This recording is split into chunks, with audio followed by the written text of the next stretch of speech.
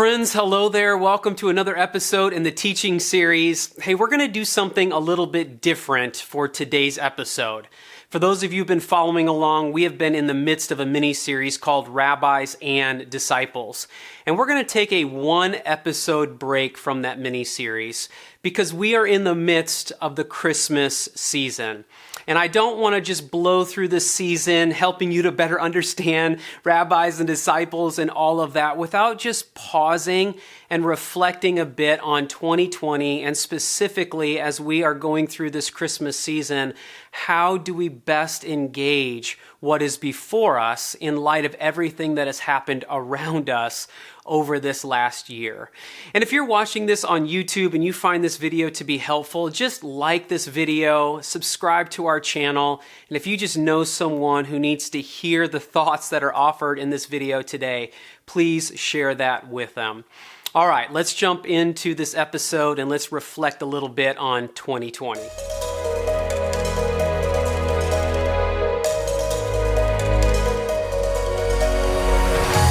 As we look back on this last year, I would imagine that most of us could indicate a number of highs that we experienced.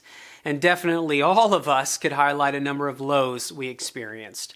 And the lowest of lows for me happened 5 weeks ago. It was November 6th, Friday night. I'm coming off stage in Denver after doing a 2-hour session. And I look at my phone and my wife says, "Call me as soon as possible." And I called her up and she informed me that one of my best friends, Larry Largent, had just passed away. He was 36 years old. In fact, he would have just celebrated his 37th birthday here in December. And it was incredibly challenging news to receive. We all knew that it was going to be coming eventually because 2 years ago, he was diagnosed at the Mayo Clinic with a very rare form of dementia called frontotemporal dementia or frontotemporal degeneration. And it is a devastating dementia, especially if you're diagnosed in your 30s. It not only strips you of your cognitive abilities, but it also strips you of your personality. And so it's been very, very difficult these last 2 years, just watching one of your best friends just go downhill mentally and having their personality change. And it's been incredibly challenging for his wife, Erica, his 3 girls, and for his extended family. And so this news came on that Friday night, and that following week, Shallon and I flew to Minneapolis for the viewing and the funeral, and I had the great honor of doing the message at Larry's funeral. And in that message, I got to share a story. And it's a story I want to share with you as well, because I believe it will significantly help you as you navigate this Christmas season. So 12 days before Larry's death, and nobody knew that his death was coming this quickly, but 12 days before, and this was roughly 2 weeks after I was speaking in Denver, I was speaking in Orlando at Discovery Church.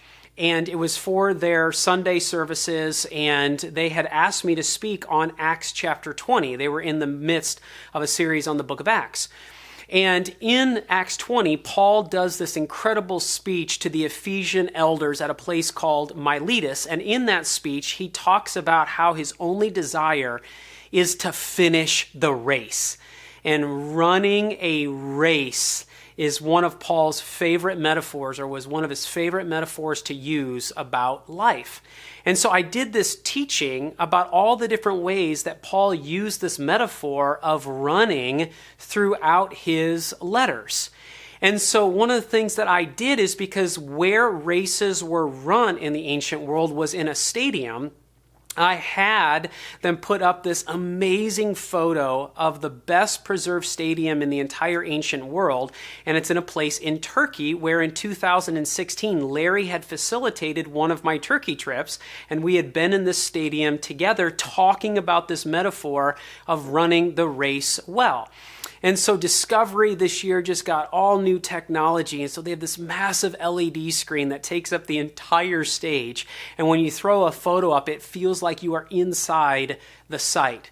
And so I'm speaking on this, and unbeknownst to me, Shallon is back here in Nashville, and she is texting with Erica, Larry's wife, on this Sunday morning.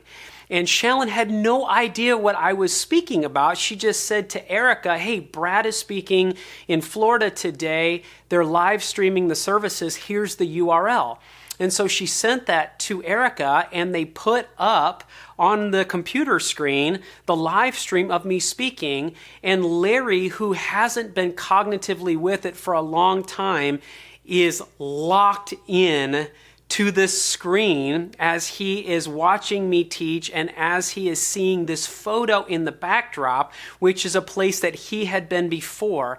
And what was so astounding about this particular message and how God used this in connection to Larry and Erica and their family is that the whole sermon was about Paul's use of the running metaphor, about running life's race well. But at the very end, I concluded the sermon by having everybody stand up, and I just spoke the words of Hebrews 12, verses 1 to 2 over them. And I just said, listen, this has not been written by Paul. We don't know who wrote Hebrews, but it's in the same vein of what we have talked about today in the sermon. And so I just want to conclude with these two verses. And so I recited Hebrews 12, 1 to 2, which goes like this. Therefore, since we are surrounded by such a great cloud of witnesses, and the word cloud there was used in ancient literature to talk about a big crowd, as in a big crowd in the midst of a stadium. And we still have the stadium photo up behind me. And so it says, therefore, since we are surrounded by such a great cloud of witnesses, let us throw off everything that hinders and the sin that so easily entangles, and let us run with perseverance the race marked out for us, fixing our eyes on Jesus, the pioneer and perfecter of faith, who for the joy set before him endured the cross, scorning its shame, and then sat down at the right hand of the throne of God. And that's how I concluded the sermon. And what I had no idea of is that all throughout that sermon that Larry was watching on the computer screen, his eyes were big. But when I recited those words, his eyes got as big as humanly possible. And what Erica would tell me later on that day, she said, Brad, that was our wedding passage. They had that not only read at their wedding, they had it over their bed their entire marriage, because that was the passage that they anchored themselves on. Erica said, this is the passage that I have held on to for the last 2 years. And friends, on a Sunday morning, when my wife and Erica are never texting on a Sunday morning, with my wife having no idea what I was going to be talking about, and get this, in my 15 years of teaching the Bible, I have never taught on Paul's use of the running metaphor in a church service or have done Hebrews 12, 1 to 2 in connection to running a race. I do that on my trips in the Middle East, never here in the United States. And God orchestrated it so that Larry and Erica and his family could have a moment where it was like God was screaming to them, I see you and I am with you. And nobody knew that 12 days later, Jesus and Larry would be able to meet face to face. And I tell you that story because, friends, this is the kind of God that we serve. 8 billion people on planet Earth. And yet God knows everything about each of us. God knows the highs we have gone through this year. He knows about the lows that we have gone through. That if we are in the midst of a challenging Christmas season, God is with us. And my hope and my desire for us as we are just thinking about this Christmas season is that we would recognize Emmanuel, that God is with us, that God is with us in ways that maybe we don't understand right now in these moments. Maybe for some of us, we can identify these miraculous moments like God coming into that living room in Minneapolis and putting pieces together for Larry to be able to hear his marriage verse, looking at a stadium that he got to run in. And I believe in those moments, God was even saying to Larry, which is what my sermon was all about, you have run the race well, that God is reaching out to us in the midst midst of these challenging circumstances. And my hope that for us this Christmas season, that I know that as we're nearing the end of the year, that for many of us, we just want 2020 to be over with. I am with you in that. But here's what I don't want us to do, is just to wish this season away. Typically on a normal year, the problem that we deal with during Christmas is being too busy, right? We've got parties, we've got events, we've got things that we're going to, and it can be so busy that you get to New Year's Day and you're like, wow, I just flew through Christmas and never really got to enjoy the season. It's opposite this year, right? It's everything has slowed down and we've got all of this extra time. And here's my concern for us this year, is that we're going to take that downtime and we're going to numb out to what we're actually feeling. And I want to encourage you not to numb out, not to wish this year away, but to embrace this season and to embrace Jesus in the midst of the season. Because friends, this is why Jesus came in the first place. This is what we celebrate with Christmas, is that we have Emmanuel. God came among us, not to just be with us, but to deal with the problems of our world today, the pain, the brokenness, the chaos. This is why God became man and entered in to our world in the season that we celebrate as Christmas, because Jesus came to deal with what is wrong with our world today. And so I don't know what your rhythm has been in the midst of this Christmas season. Maybe you haven't even had a rhythm. Let me just share with you what I have been doing. Maybe it'll be helpful for you. Is that I get up early in the morning and I come down here into my living room. I turn on the lights on the mantle. I turn on the fireplace. I turn on the lights of the Christmas tree. And I just sit on my couch over here and I just play some low Christmas music. And I just sit here and I think and I pray and I ponder and I just ruminate on what has happened throughout this year. And one of the things that we talked about in the midst of the first kind of wave of COVID season, we did a series called Grapes in the Desert. In episode 103, I talked about the importance of lamenting the losses. And I talked about how, multiple times in the teaching series, I've talked about being grounded in gratitude, but just the importance of being able to hold both of these in tension to, yes, highlight all of those things that have been great, but also at the same time, lament those things that have been lost.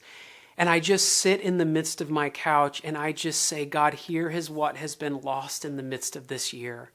But here are all of the things that have also been gained. More time with my family, less travel time, more time to be able to do this. And I just kind of highlight both the things I'm grateful for as well as the things that I am lamenting. And in the midst of this, I'm just centering myself on the Christmas story and going, Jesus, thank you so much for coming and for coming to deal with the pain and the brokenness of the world, because we feel it more right now than most of us have felt in a very long time.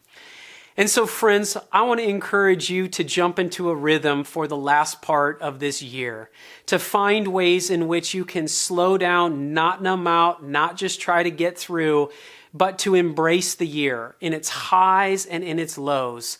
And in the midst of it, to embrace the real reason for the season, Jesus Christ, to just offer up to Him what you're thinking, what you're feeling, and just anchor yourself on the reality that in the midst of the chaos we find ourselves in, we have Emmanuel. God is with us. He sees us. He knows what's going on. He is working in the midst of these circumstances. He is still King of Kings, Lord of Lords. He is on the throne. Jesus came once. Jesus will come again and make all things right. And between His first coming and His second coming, Emmanuel, God is indeed with us. May you sense that this Christmas season. So friends, as always, thank you so much for watching. Thank you for listening. And yes, may you walk out the text well in your life, But even so, in the midst of this season, may you all have a very Merry Christmas.